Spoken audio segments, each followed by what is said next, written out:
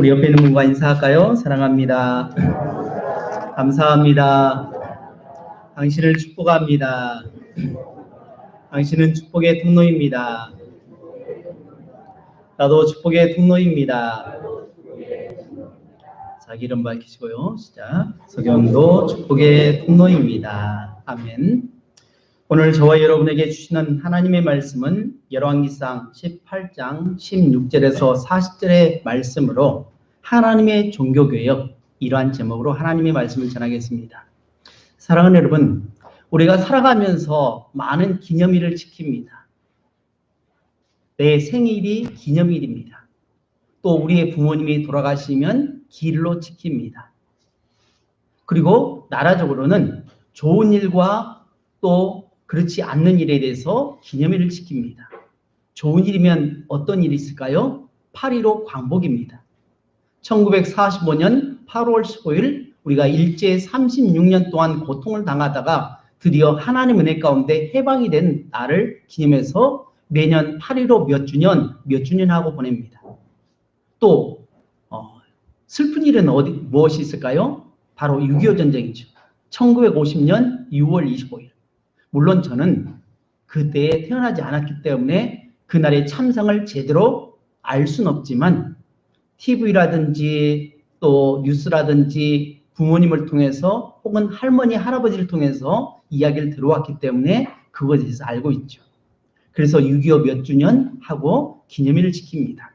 마찬가지로 우리 신앙인들도 기념일을 지키는데 맥주 감사주일도 있고 또 추수감사주일도 있고 성탄절도 있지만 특별히 교회에서는 이 종교개혁주의를 귀한 날로 여기며 살아갑니다. 보통 성도님들은 이 종교개혁에 대해서 별로 관심 없이 넘어갈 수 있습니다. 그렇지만 교회 안에서 종교개혁은 매우 중요합니다. 올해로 종교개혁을 일으킨 마틴 루터가 종교개혁을 일으켰는데 그 종교개혁이 1517년 10월 30일에 있었습니다. 그래서 오늘로서 세보니까 503주년이 됩니다. 그래서 우리나라에서 몇 년 전에 종교개혁 500주년 기념일로 해서 그 마틴 루터가 종교개혁을 일으킨 데에서 많은 연구가 있었고 발표가 있었습니다. 이 종교개혁이란 1517년 10월 30일 마르틴 루터가 로마 카톨릭 교회의 부패와 타락을 비판하며 95개에 달하는 그러한 반반문을 발표함에 대해서 시작되었던 것입니다. 그래서 신교라고 하는 개신교, 프로테스탄트는 1527년 열린 독일 스파이어 호의 판결에 의해서 로마 카톨릭 세력에 저항한 데서 유래되었습니다. 주요 교파는 바로 장로교가 있고 침례교가 있습니다. 그리고 감리교가 있고 성결교단이 있습니다. 순복음교단이 여기에 속합니다. 1517년 10월 30일 독일의 비텐베르크 대학 정문에는 95개의 반박문이 붙었습니다. 요즘도 대학에 대자보가 붙잖아요. 그런 것처럼 대자보가 붙었다는 겁니다. 그 중에 여러 가지가 있겠지만 두 가지만 대표적으로 말씀드리면 36조입니다. 제36조 참된 회개를 하면 기독교인은 누구든지 속죄권이 없어도 죄에서 해방되는 것이다.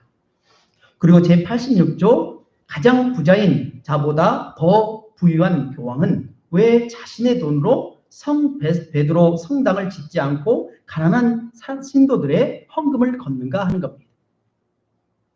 왜 이 두 가지를 말하냐? 당시에 성 베드로 성당 지금도 유명하잖아요. 그때 성 베드로 성당을 짓는데 많은 돈이 필요했습니다. 그러다 보니까 이것을 짓기 위해서 방법을 썼는데 이것은 바로 속죄권, 면죄권을 판 것입니다. 그러니까 죄를 지면 예수 그리스도를 통해서 우리가 고백하면 예수 그리스도의 이름으로 우리는 회개함을 받고 우리는 면죄를 받게 된 거죠. 만일 너희가 그 은혜를 인하여 믿음을 말미암아 구원을 얻었으니 이것이 행위에서 난 것이 아니라 하나님의 선물이라고 했습니다. 만약 우리가 자기 죄를 자백하면 저는 미쁘시고 우로사 모든 죄에서 우리를 깨끗게 하실 것이요 우리를 깨끗게 하실 것을 말씀하셨습니다. 모든 불의에서 우리를 깨끗게 하시려고 말씀하셨습니다.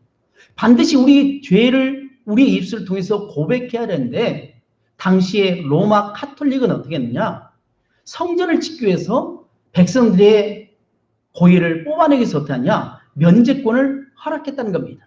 그래서 죄를 짓고 죽었더라도 만약 그 후손들이 교회에다 헌금을 하게 되면 그 죄가 면제를 받는다는 겁니다.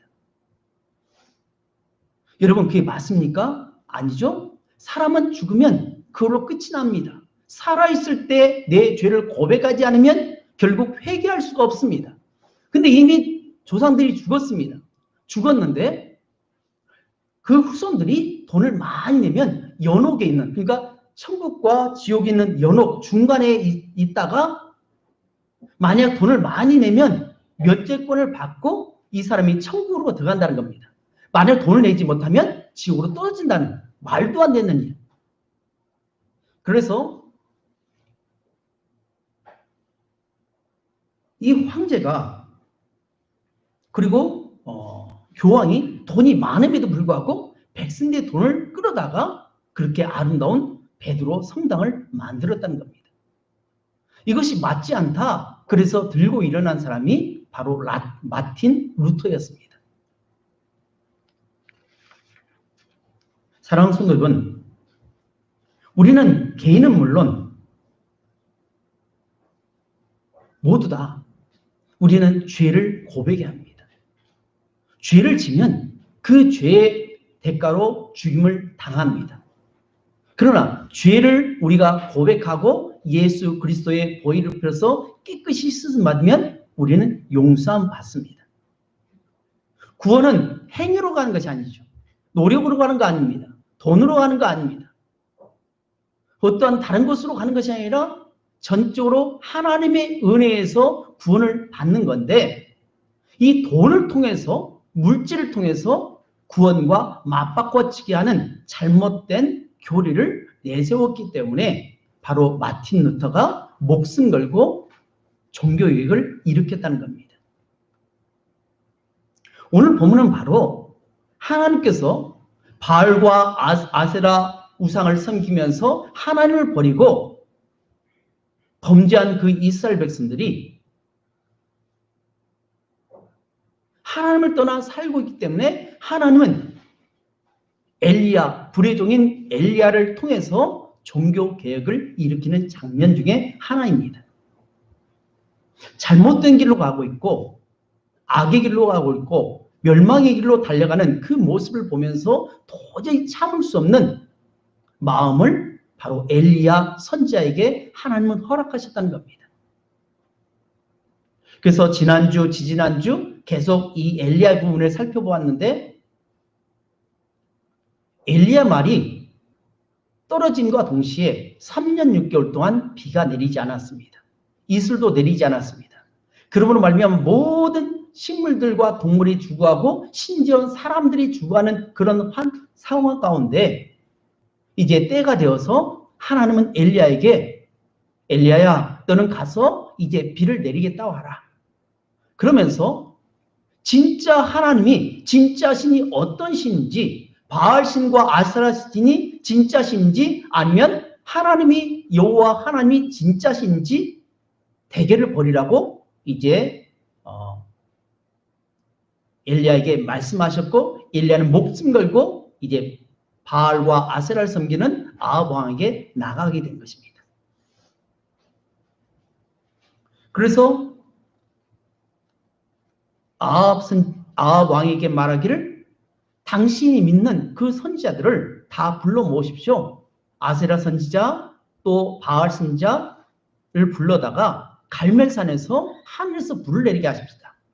우리가 재물을 쌓아놓고 그곳에서 하늘에서 불이 내리면 그 신이 진짜 하나님이라는 것을 우리 한번 대결을 합시다 라고 하는 것입니다. 그때에 아스라 선지자는 오지 않았습니다. 바알 선지자 450명과 엘리야, 그러니까 450대 1로 이제 전쟁을 하는 겁니다. 영적 전쟁을 하게 되는 것입니다. 이때 먼저 바알 선지자가 먼저 제사를 드리죠. 번제물을 송아지를 잡아놓고 각을 뜨고 그 다음에 장작을 올려놓고 거기서 막 바알이여 바알이여 바알이여 불을 내려달라고 아무리 울부짖어도 소용이 없는 겁니다. 여기서 안 되니까 어떻게 하냐? 아예 몸을 자해합니다. 칼을 가져다 몸을 자해하면서 피를 흘리면서 아무리 소리쳐도 하늘에서는 전혀 반응이 없습니다. 여러분, 왜 반응이 없을까요? 가짜 신이기 때문에. 그 신은 만들어진 신이기 때문에 하늘에서 응답하지 못합니다. 사람처럼 우상은 사람처럼 입도 있고 귀도 있고 코도 있고 눈도 있지만 눈이 있어도 보지 못합니다. 코가 있어도 냄새 못 맡습니다. 입이 있어도 말을 못합니다. 발이 있어도 걷지 못하는 것이 우상입니다. 우상은 마치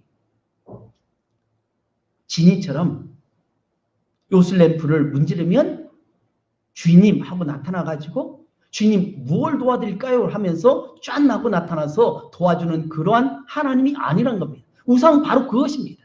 사람이 만든 겁니다. 사람을 위해서 인위적으로 만들어서 복을 빌어주는 것이 우상인데 사람들은 진짜 복을 주는 것처럼 그렇게 속아서 살았던 것입니다. 이때 엘리야는 말합니다. 아니다. 그 우상은 아무것도 아니다.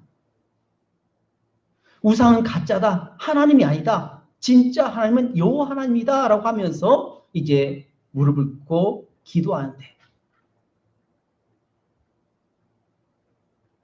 장작불을 올려놓고 거기다 재물을 쌓아놓고 그냥 하는 것이 아니라 거기에 물을 3번에 걸쳐서 12바구니를 붓습니다. 그래서 흥건하게 재물이 다 젖어버렸습니다. 여러분, 장작이 물에 젖으면 불이 잘 탈까요? 안 탈까요? 잘 안 타죠. 그래서 우리가 과거에 보면 장작을 할 때는 어떻게 합니까? 장작을 쪼개가지고 말립니다. 완전히 말립니다. 그래서 언제든지 넣기만 하면 활활 타올 수 있도록 하는데 물에 젖은 장작이 탈 리가 없습니다. 근데 엘리야가 하나님 앞에 기도했을 때 하늘에서 불이 내서 물 비롯해서 흙까지 다 태워버렸다는 것입니다. 그리고 거기에 있는 바알 선지자 450명을 다 기손가에서 다 죽였던 것이 오늘 본문의 내용이라는 겁니다. 오늘 본문은 바로 바알과 아세라 우상으로 북이스라엘 땅에 우상의 소굴로 뒤바뀌어버린 참혹한 현실 속에서 목숨 걸고 여호와 이름을 온 세상에 알리게 된 갈멜산 전투에 관한 내용입니다. 그러면 왜 엘리야는 바알 선지자 450명을 다 죽이라고 했을까?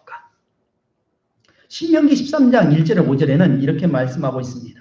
너희 중에 선지자나 꿈꾸는 자가 일어나서 이적과 기사를 내게 보이고 그가 내게 말한 그 이적과 기사가 이루어지고 너희가 알지 못하던 다른 신들 우리가 따라 섬기고자 말할지라도 너는 그 선지자나 꿈꾸는 자의 말을 청종하지 말라. 이는 너희 하나님 여호와께서 너희가 마음을 다하고 뜻을 다하여 너희 하나님 여호와를 사랑하는 여부를 알려 하사 너희를 시험하십니다.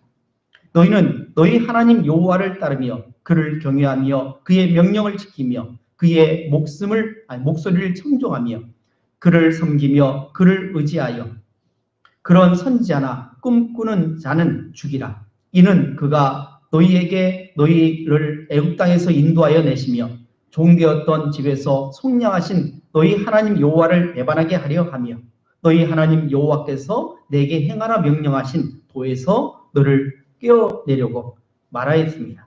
너는 이같이 하여 너희 중에서 악을 제하라. 바로 신접한 자나 꿈꾸는 자나 이런 예언하는 자는 다 죽이라고 했습니다. 그것은 하나님의 법에서 떠나게 만듭니다. 하나님을 섬겨야 할 하나님의 백성들로 하여금 유혹해서 그들로 하여금 범죄하게 만들기 때문에 반드시 죽이라고 했기 때문에 엘리야는 다 처단을 하게 된 것입니다. 사랑하는 여러분, 저는 오늘 본문 말씀을 통해서 이 종교개혁, 마틴 루터가 일으켰던 종교개혁 503주년을 맞이해서 이 종교개혁의 의미를 살펴보면서 오늘 우리는 하나님께서 종교개혁을 일으키신 그 본뜻에 대해서 오늘 말씀을 통해서 살펴보기 원합니다. 그래서 세 가지를 살펴보기 원하는데 첫 번째로는 너희는 선택하라고 하는 것이 21절에 나와 있습니다. 두 번째로 무너진 제단을 수축해야 한다는 것입니다. 이것은 30절에 나와 있고요. 세 번째로 전적으로 하나님을 의지하는 신앙생활을 해야 함을 말씀하는데 이것은 32절에 나타나 있습니다. 그래서 첫 번째로 너희는 선택하라 라고 말씀하고 있습니다. 우리 다 같이 21절 함께 봉독하도록 하겠습니다. 21절이요. 시작. 엘리야가 모든 백성에게 가까이 나와 이르되 너희가 어느 때까지 둘 사이에서 머뭇하려느냐. 여호와가 만일 하나님이면 그를 따르고 바알이 만일 하나님이면 그를 따를지니라 하니 백성이 말 한마디도 대답하지 아니하느니라. 아멘. 선지자 엘리야는 백성들의 심령 속에 하나님의 말씀을 선포했습니다. 먼저 모든 백성을 가까이 오라고 했습니다. 그리고 그들에게 어느 때까지 둘 사이에서 머뭇하려느냐라고 말합니다. 왜 이렇게 말했을까요? 이들이 하나님을 떠났을까요? 하나님을 안 믿었을까요? 아닙니다. 그들은 하나님도 믿고 바알과 아세라 신상도 섬겼습니다. 그러니까 쉽게 말하면 양다리를 거쳤던 것입니다. 어떤 날은 하나님을 섬기다가 또 어떤 날은 바알과 아세라 신을 섬기는 이중적인 모습으로 신앙생활을 했다는 것입니다. 그런데 신앙은 결단입니다. 결단해야 됩니다. 어떤 것을 섬길 것인지 결정을 해야 됩니다. 하나님께서 우리에게 자유의지를 주셨습니다. 우리의 인생은 항상 B와 D 사이에서 C가 있다고 이야기합니다. 이 말은 B는 출생을 가리키는 영어 벌스입니다. 그러니까 태어난 것입니다. 그래서 Happy birthday to you 하는 것은 당신이 오늘 태어났습니다. 축하합니다. 라고 하는 거죠. 그리고 D는 뭐냐? 됐습니다. 죽은 것입니다. 사람 죽는 것, 데드입니다. 그리고 C는 뭐냐? 초이스, 선택입니다. 그러니까 탄생과 죽음 사이에서 우리는 끊임없이 선택을 해야 한다는 것입니다. 그런데 이 선택을 잘못하면 멸망의 길로 가고 잘 선택하면 축복의 길로 간다는 겁니다. 그런데 당시에 이스라엘 백성들이 어떻게 했느냐? 죽음의 길을 선택하고 살아갔던 것입니다. 하나님이 아닌 우상도 섬기고 하나님도 섬기는 양다리를 거쳐서 살아갔습니다. 하루는 하늘의 제왕인 독수리가 하늘을 유이 날고 있었습니다. 배에서 꼬르륵 소리가 났습니다. 꼬르륵 소리가 났다는 건 뭘 말합니까? 배가 고프다는 겁니다. 한참 배가 고픈 상태로 하늘을 날아가고 있는데 저만치에 양이 어린 양 2마리가 풀을 뜯고 있습니다. 옳거니 잘됐다. 그래서 쏜살같이 날아서 양을 움켜쥐는데 여러분 같으면 1마리 잡겠습니까? 2마리 잡겠습니까? 1마리 잡을까요? 2마리 잡을까요? 예? 1마리만 잡아도 충분히 먹을 수 있는데 2마리가 딱 붙어 있습니다. 그러면 어떻게 할까요? 2마리 잡을까요? 1마리 잡을까요? 독수리는 2마리를 잡았습니다. 그래서 날카로운 발톱으로 움켜쥐었습니다. 그리고 이제 날갯짓 하면서 하늘로 높이 올라가려고 하는데 양이 가만히 있을까요? 도망가려고 할까요? 도망가려고 하겠죠. 나살려라고 막 도망가는데 발버둥 치다가 양쪽으로 다 도망가는 겁니다. 한 마리는 이쪽이고 한 마리는 이쪽으로 갑니다. 욕심을 부린 겁니다. 그래서 이제 늦었다 싶어가지고 발톱을 빼려오는데 발톱이 빠질까요? 안 빠질까요? 안 빠집니다. 왜요? 양이잖아요. 털이 많잖아요. 움켜져가지고 도저히 빠져나올 수 없었습니다. 결국 어떻게 됐을까요? 가정이 찢어졌습니다. 죽고 말았습니다. 이것은 하나의 이야기로 끝날 수 있지만 사실은 우리의 모습이라는 겁니다. 이스라엘 백성들의 모습이고 어쩔 때는 우리가 하나님을 찾습니다. 하나님밖에 없습니다. 여호와 나의 목자신 내게 부족함이 없습니다라고 그렇게 고백하면서도 우리는 때로는 돈을 쫓아가기도 하고 명예를 쫓아가기도 하고 또 하나님이 아닌 제3의 것을 가지고 우리는 끊임없이 추구하며 양다리를 거치고 있다는 겁니다. 하나님이 이걸 기뻐하실까요? 만약 어떤 남자가 두 여인을 거느리고 데이트를 한다면 그리고 가정에 있는 남편이 부인이 아닌 단 여자를 만나면서 양다리를 거치고 있다면 그건 옳을 걸까요? 아닙니다. 결코 옳지 않습니다. 그래서 하나님께서는 오늘 엘리야를 통해서 선택하라. 너희가 바알을 섬길 것인지 아니면 하나님을 섬길 것인지 선택하라고 말씀합니다. 왜 성경에는 하나님과 우리 사이를 부부 사이로 이야기할까요? 그리고 우리를 신부라고 얘기할까요? 세상에는 신부를 가리켜서 여성들을 신부라고 말하고 남자들을 신랑이라고 말합니다. 근데 하나님 입장에서 보면 어떻게 하냐? 우리 모두는 다 신부입니다. 거룩한 신부입니다. 거룩한 신부는 어떻게 할까요? 몸을 단장을 잘 해야 됩니다. 신랑 앞에서 가장 아름다운 모습으로 가장 깨끗한 모습으로 정결한 모습으로 그렇게 나가야 하는데 만약 그 신부가 이 남자 저 남자 만나고 다니면 어떻게 될까요? 그 신부는 옳지 않겠죠. 마찬가지로 우리가 비록 육신을 입고 있을 때는 남성, 여성을 나눌 수 있지만 사실 우리의 영혼은 남성, 여성이 없이 영혼 자체입니다. 그래서 결국 우리는 하나님 앞에 나아갈 때는 남성이든 여성이든 거룩한 신부로 하나님 앞에 나아가게 됩니다. 하나님은 오직 신랑 되신 예수 그리스도와 혼인하기 위해서 우리로 하여금 오직 하나님만 섬기도록 그렇게 원하고 오시는데 지금 이스라엘 백성들이 그렇게 살지를 않았다는 겁니다. 그래서 백성들을 모아놓고 너희는 지금 바알 선지자를 따를 것인지 아니면은 하나님을 섬길 것인지 지금 선택하라라고 말씀합니다. 사랑하는 여러분, 혹시 여러분 가운데 혹시 양다리를 걸치고 있는 분 혹시 있지 않습니까? 내가 신앙인이면서도 기독교인이면서도 믿음의 자녀이면서도 직분자이면서도 어떤 때는 하나님을 섬기다가 예배될 때는 하나님을 섬기다가 예배당을 떠나는 순간 하나님은 뒷전으로 물러나고 세상 것, 세상 모든 것을 섬기며 살아가는 분이 있습니까? 결정하십시오. 선택하십시오. 바른 선택을 해야 합니다. 두 번째로는 무너진 제단을 수축하라입니다. 우리 다 같이 30절 함께 읽겠습니다.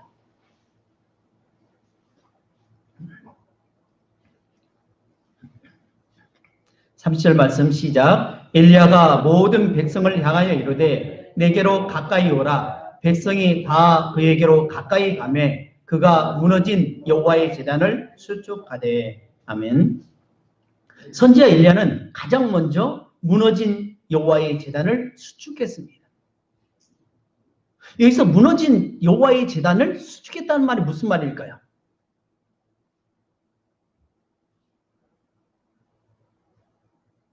이미 북이스라엘은 여호와의 제단인 하나님을 버렸습니다. 북이스라엘은 19명의 왕이 있었지만 첫 번째 왕 여로보암부터 시작해서 마지막 왕까지 해서 그들은 하나님을 버렸습니다. 그 어떤 왕도 하나님을 따라 섬기지 않고 따르질 않았습니다. 특별히 여로보암은 솔로몬 다음에 르호보암이 아들로 남았는데 그가 왕으로 있었습니다. 그때 솔로몬 왕 때에 성전을 건축하고 또 왕궁을 건축할 때 많은 혈세를 거뒀습니다.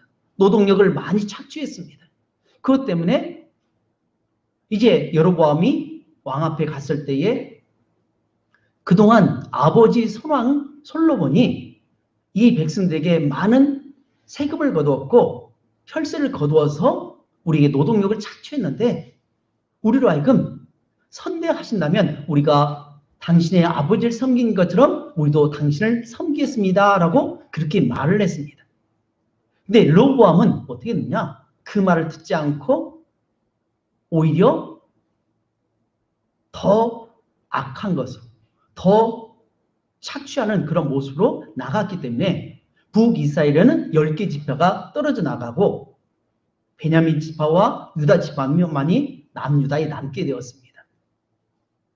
그런 가운데 이제 북쪽에는 여로보암이 왕이 되었고 남쪽에는 르호보암이 왕으로 지금 다스리고 있는 상태입니다. 문제는 명절이 문제입니다. 우리도 명절이 되면 어떻게 합니까? 서울에만 있는 사람이 서울에만 있습니까? 아니면 고향을 찾아서 갑니까? 고향을 찾아 가잖아요. 불과 얼마 전에 우리가 추석 명절에 국가에서 코로나19로 말미암아 감염이 확산되고 있으니까 제발 명절에 부모님 댁에 가지 말고 제발 자기 있는 집에서 그냥 지내십시오라고 했잖아요. 근데 사람들이 어떻게 합니까? 다 그렇게 지켰습니까? 아니면 왔습니까? 왔잖아요. 다 부모님을 따라서 몰래 왔다 가고 그랬잖아요. 저도 갔다 왔는데 그런 것처럼 이스라엘이 3대 절기가 있는데 6월절, 초막절, 그 다음에 7.7절이 있습니다. 6월절은 뭐냐? 이스라엘 백성이 애굽에서 출애굽할 당시에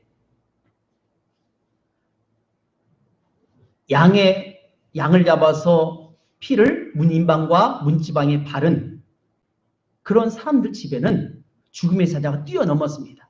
그래서 장자가 죽지 않았는데 그것을 지키자는 애굽 백성들과 많은 사람들은 그만 장자가 죽었습니다. 그래서 죽음의 사자가 뛰어넘었다라고 해서 6월절입니다. 그날을 반드시 이스라엘 백성들 지켜야 합니다. 또 하나는 7.7절입니다. 7.7절은 지금의 맥주절과 같이 추수한 것입니다. 추수한 것에 대해서 감사드리는 절기입니다. 또 세 번째로는 초막절인데 이 초막절은 이스라엘 백성이 출애굽하여서 광야 40년을 지낸 동안 구름기둥과 불기둥으로 그들을 지켜보았었고 하늘에서 만나를 내시고 생수를 내어서 그들을 마시게 하므로 그들의 신과 옷이 닳지 않도록 철저하게 보내주신 하나님의 은혜에 감사하여서 그들은 매년 초막절 절기가 되면 그들은 초막을 짓고 쉽게 말하면 텐트를 짓고 그날을 기념하는 절기입니다. 이 세 절기를 지키기 위해서는 반드시 이스라엘 백성 남자들은 반드시 성전에 가야만 합니다. 만약 그렇지 않다면 백성으로부터 떨어져 나가 죽음을 당하게 되는 거죠.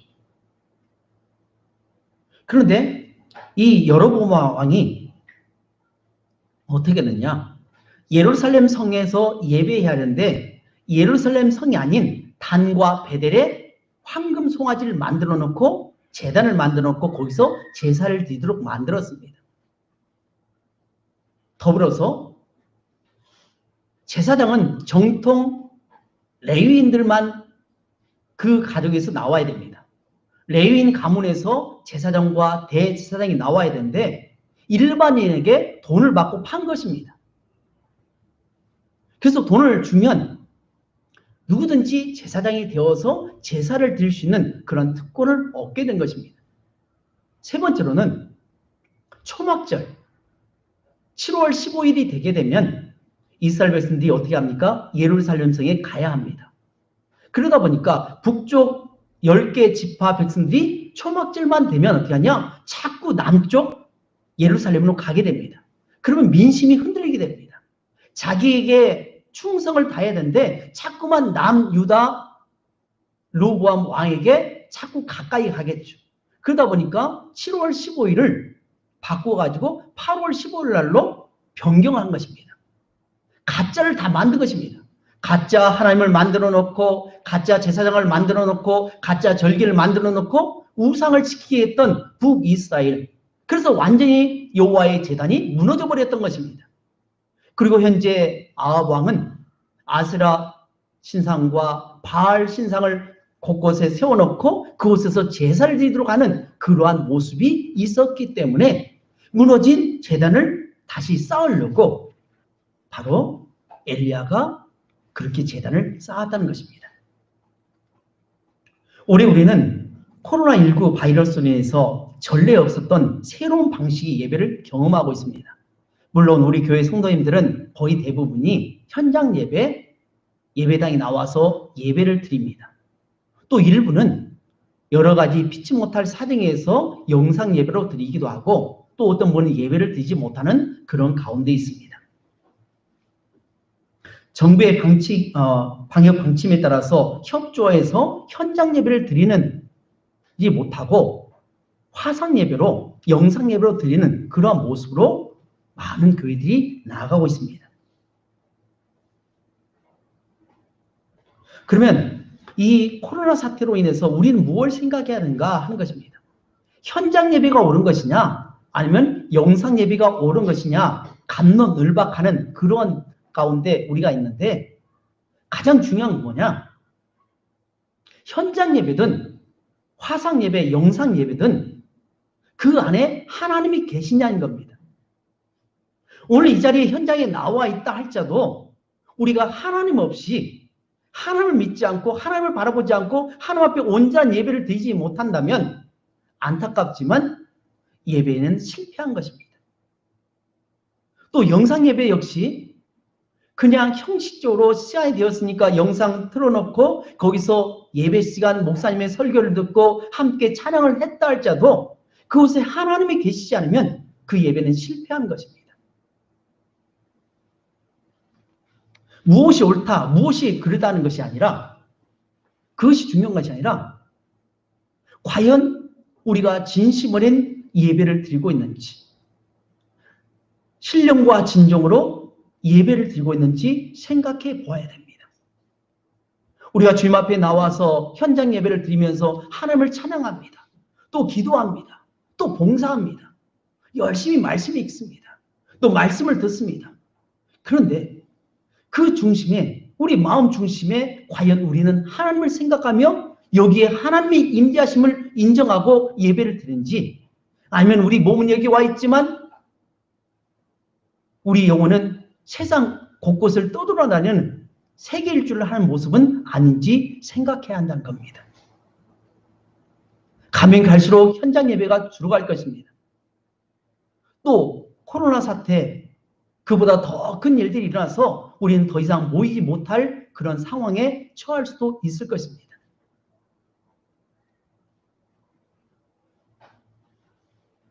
지금 엘리야는 홀로 남았다고 생각했습니다.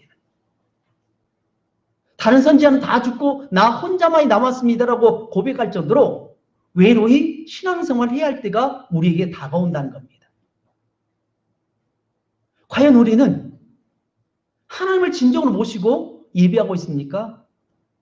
아니면 주일날 되니까 당연히 직분자이고 또 성도이기 때문에 목사이기 때문에 당연히 주님 앞에 나와서 예배드리긴 하지만 그럼 우리 마음은 전혀 감동도 없이 하나님을 내 마음에 모시지도 않고 내가 주인이 되어가지고 내 마음대로 그렇게 지내고 있는지 우리는 생각해야 한다는 겁니다.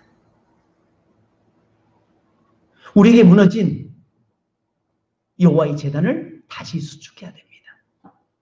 사실 코로나 사태로 인해서 우리의 마음이 많이 헤어졌습니다. 기도가 줄었습니다. 예배가 줄었습니다. 봉사가 줄었습니다. 헌신이 줄었습니다. 편하게 신앙생활을 하려고 할 때가 많습니다. 통계에 의하면 많은 그리스도인들이 코로나 사태가 이제 종식이 되면 교회로 가겠습니까? 라는 그 질문에 대해서 너무나 많은 사람들이 아니요, 나는 영상 예배, 화상 예배로 예배를 드리겠습니다 하는 사람들이 의외로 많이 나왔습니다. 아니 이것은 남의 이야기 아닙니다. 우리의 이야기입니다. 나의 모습이라는 겁니다. 나는 지금 어떤 위치에 있는지 한번 생각해 보았으면 좋겠습니다. 물론 우리 성도님들 그렇지 않으리라 믿긴 하지만 모릅니다. 우리 안에 여호와의 제단이 무너졌는지 우리는 심각하게 생각해야 됩니다. 어느 날 갑자기 불현듯이 마지막 날이 올 수 있습니다. 도둑처럼 임할 수 있습니다. 그것은 내가 목숨이 끊어질 수도 있고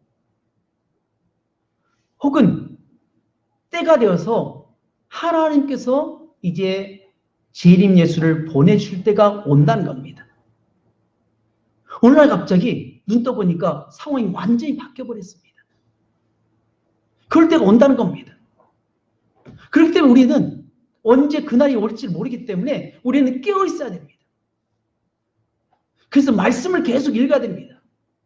말씀을 들어야 되고 기도해야 되고 찬양해야 되고 봉사하면서 끊임없이 우리를 갈고 닦아야 하는 것입니다.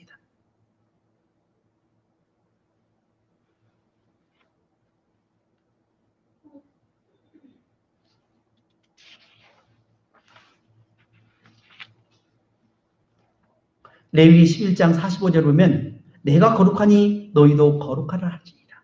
거룩하신 하나님 앞에 갈 때는 어떻게 합니까? 거룩해야 됩니다. 그래서 성소에서 지성소로 들어갈 제사장이 어떻게 합니까? 자기 몸을 거룩하게 하게끔 먼저 자기를 위한 예물을 드립니다. 그래서 깨끗한 몸으로 지성소에 1년에 한 차례씩 들어가서 백성들을 위해서 죄를 사하는 역할을 감당합니다.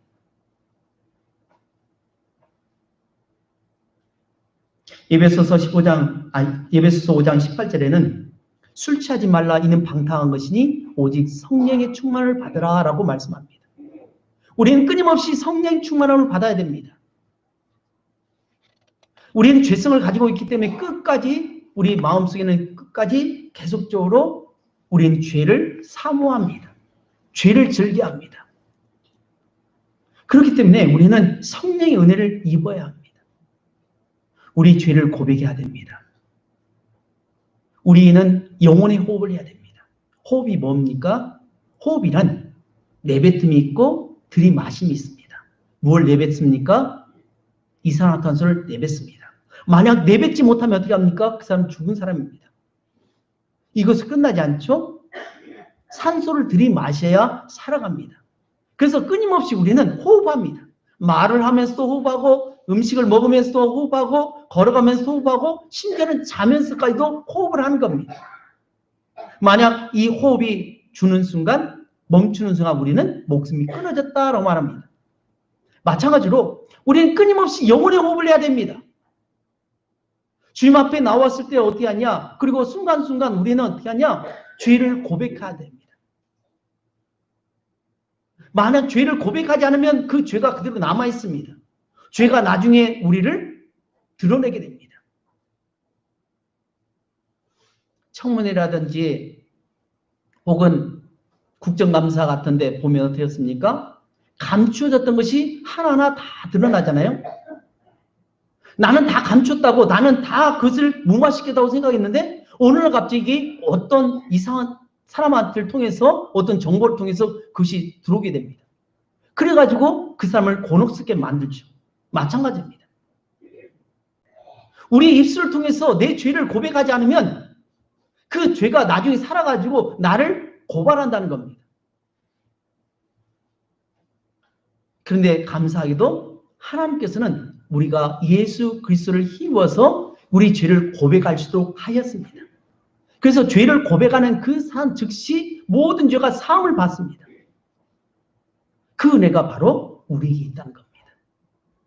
그래서 끊임없이 우리는 어떻게 하냐?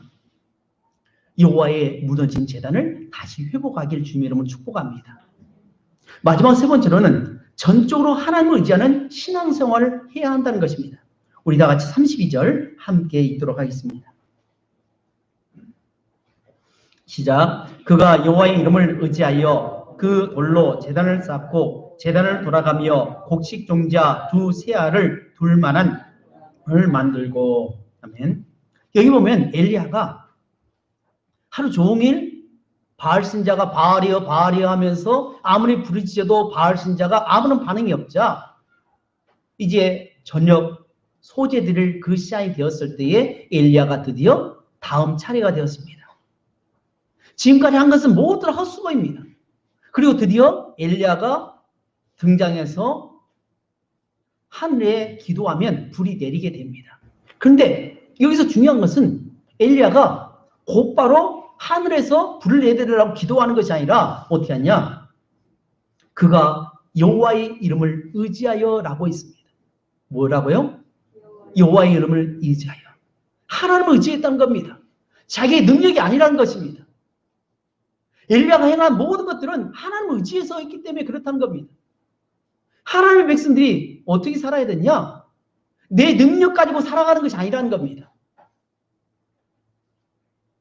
전적으로 하나님이 주신 능력 안에서 살아가야 하는 것입니다. 내게 능력 주신 안에 내가 모든 것을 할 수 있다라고 빌립보서 4장 13절에 말씀하셨습니다.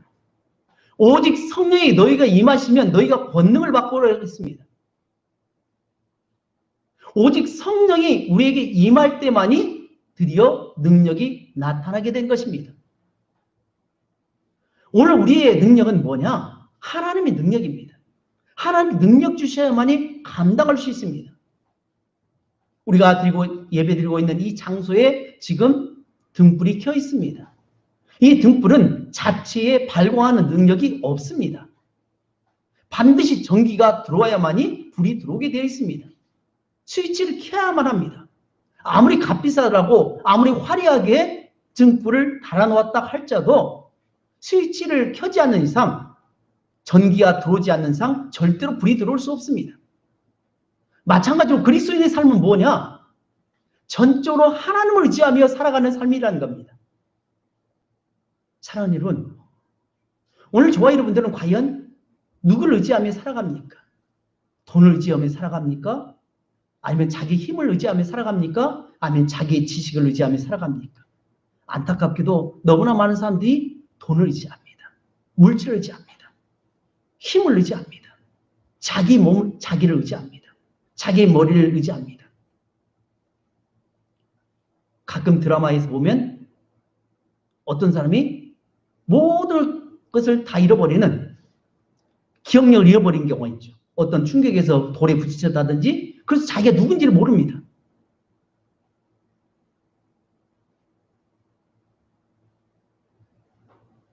우리가 가지고 있는 것은 어느 순간 한순간에 허리는 떠나게 될 것입니다.